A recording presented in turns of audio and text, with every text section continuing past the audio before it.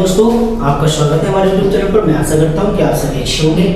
और आज हम दो वीडियो में हम चतुर्भुज को क्लियर कर चुके हैं लगभग, और आज हमारा उसी का एक प्रकार रह गया है, इसको हम आज क्लियर करेंगे। इसका नाम है समचतुर्भुज। ठीक है, तो समचतुर्भुज होता क्या है डिटेल में बताएं। एक जैसे कि आपने देखा होगा कि सम का मतलब समान, चतुर का मतलब चार, भुज का मतलब भुजाएं। तो समान चार भुजाओं वाला जो चतुर्भुज होता है उसको समचतुर्भुज कहते हैं। लेकिन इसकी जो आकृति बनी होती है वो लगभग हमारे समांतर चतुर्भुज की तरह बनी होती है। समांतर चतुर्भुज एक तरीके से आयत के समान होता है, ये हमारे एक वर्ग के समान होता है। लगभग मानोगे कैसे, क्योंकि आप देखोगे इसकी सभी भुजाएं बराबर हैं और वर्ग में सभी भुजाएं बराबर होती हैं। समांतर में क्या होता है, ये वाली भुजा इसके बराबर, ये वाली भुजा इसके बराबर होती है। समझ रहे हो?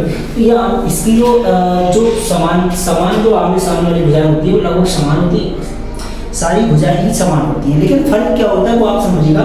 इसके जो विकर्ण होते हैं वो कटान बिंदु पर 90 डिग्री का एंगल बनाते हैं, लेकिन इसका जो क्षेत्रफल होता है वो दो तरीके से निकलता है। पहला मतलब आप निकाल सकते हो, जैसे मैं आपसे कहूँ विकर्णों के आधार पर क्षेत्रफल निकालना है तो दोनों विकर्ण दे रखे होंगे तब आप निकाल लोगे।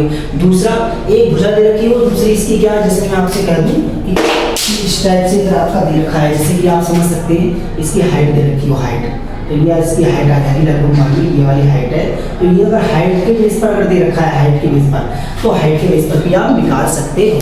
जैसे कि हम जानते हैं, हमने लिखा है यहाँ पर कि एक ऐसा चतुर्भुज समांतर चतुर्भुज होता है जिसकी चारों भुजाएं बराबर लंबाई की होती हैं, इसकी विपरीत भुजाएं समांतर होती हैं और आमने सामने के कोण बराबर होते हैं। यानी कि आप समझ सकते हो समकोण बराबर होते हैं। कैसे, ये वाला कोण इसके बराबर होगा, ये वाला कोण इसके बराबर होगा। और इसका जो विकर्ण होते हैं वो दोनों विकर्ण आपस में बराबर होते हैं। जो कटान में अगर एक दूसरे को प्रच्छेद कर रहे हैं तो 90 डिग्री का एंगल बना रहे हैं, यानी कि एक दूसरे को समकोण पर समद्विभाजित करते हैं। समझ गए दोस्तों?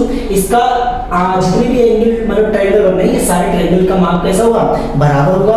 और लिखा है कि आमने सामने के कोण बराबर होते हैं, लेकिन सभी कोण 90 डिग्री के होना जरूरी नहीं है। भाई इसमें कोई भी कोण 90 डिग्री का नहीं होता है, सिवाय इसके विकर्ण के आधार पर देखा जाए तो। ठीक है, इसके विकर्ण एक दूसरे को समकोण मतलब 90 डिग्री पर समद्विभाजित करते हैं। कहने का मतलब ये होता है कि ये होता क्या है आप समझिए। यहाँ पर इसमें क्या होता है कि ये वाली जो विकर्ण हो गया, ये वाला विकर्ण हो गया, जो ये काट रहा है यहाँ पर 90 डिग्री का एंगल बना रहा है इस टाइप से। ठीक है, ये 90 डिग्री बना रहा है, लेकिन ये वाले एंगल 90 डिग्री के नहीं होते इसमें। जैसे कि आपने पढ़ा था कि एक वर्ग था, हमारे पास जो एक वर्ग था इस टाइप से, मान लो ये वर्ग है, ये क्या है, ये एक वर्ग, मान लो ये वर्ग बन गया।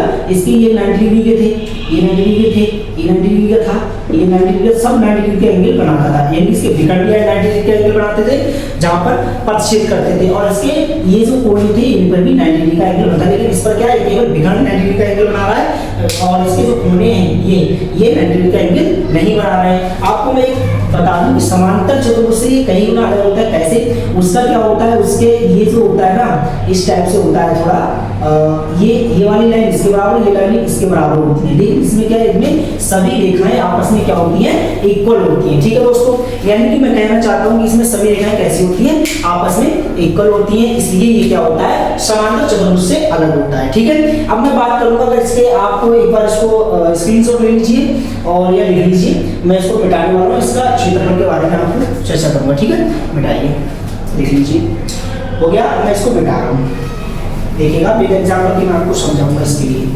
ठीक है, देखो सबसे पहले मैं इसकी बात करता हूँ क्षेत्रफल की, इसकी बात कर रहा हूँ मैं क्षेत्रफल की। तो क्षेत्रफल आप देखिएगा कैसे निकलता है। देखिए क्षेत्रफल हमारे इसके पहले तो हम अगर निकालें तो विकर्ण के आधार पर कैसे निकलेगा, ये जो होता है ना, ये जो बन रहा है आपका, ये विकर्ण के आधार पर, मतलब विकर्णों के आधार पर क्षेत्रफल निकलता है। तो विकर्णों के आधार पर निकलता है क्षेत्रफल।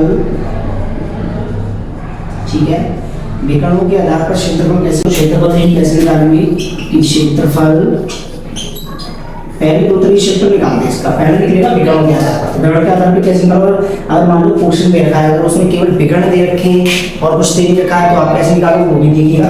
कि विकर्ण के आधार पर फॉर्मूला होता है 1/2 इंटू d1 इंटू d2। ठीक है, जहां d1 और d2 क्या है कि d1